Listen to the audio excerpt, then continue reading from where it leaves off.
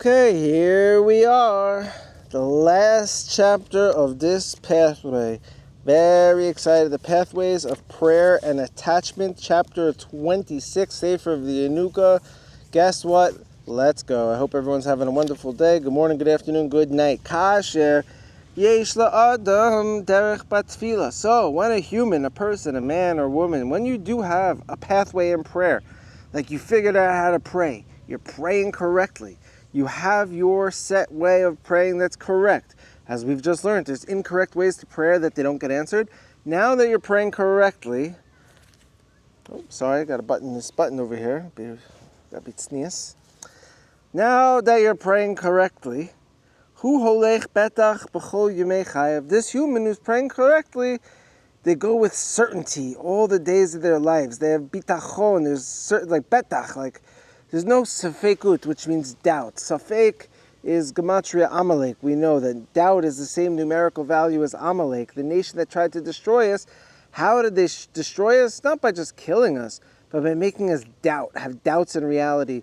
The should'ves, the could'ves, the would'ves, the FOMOs, all the things that makes you loop in your mind where you're not just comfortable in your own brain. You're not betach, you're not secure, you're not sure, you're not certain what's going on. Someone who's got a pathway in prayer, they walk with certainty, it says, all the days of their life. Wow. There's no drug in the world. The only people taking Xanax or mood antidepressants or the CBDs or the HBOs, who knows what they're watching. Whatever it is, you're looking for other things to get your chill going. All those other things can, yes, maybe enhance your chill, add to your chill. But the foundation of your chill, the betach, only if you have a clear way of, a true way of praying in this world, will you have that level of chill. Hold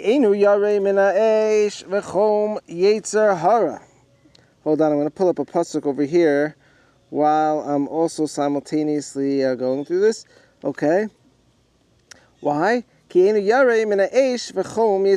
don't fear the fire or the heat of your evil inclination. Remember, this is different than the fire of your heart. There's also what's called a fire and the heat of the dark side, of the evil inclination. You know when they call someone like a hothead? What's a hothead in America? Someone who's like always ready to fight, and he's angry, and he's on the edge. And we know, according to the sages, anger is paramount to serving idols, to idol worship. Okay, I pulled up this verse. Let's go. So this guy he's got his pathway of prayer, this girl, they're not afraid of the fire and the heat of the Yetzer Hara, and they're not afraid of the cooling down. You know, when we said your heart cools down and your blood changes, they're not afraid of either side. They're not afraid of the Yetzer Hara, of their evil inclination, and they're not afraid of going, I'm not a good servant of God, or God's not listening to my prayers, or I did this wrong. No, you're not overthinking. You're just one with reality. Shehi chachmaso shechola lekarer as dibur tefillah. And what is this car that we spoke about?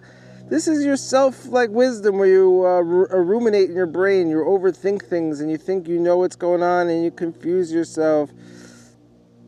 This is a wisdom that can cool down the words of your prayer, because you're overthinking. You just lost the whole thing of prayer, because you're just lost in your thoughts.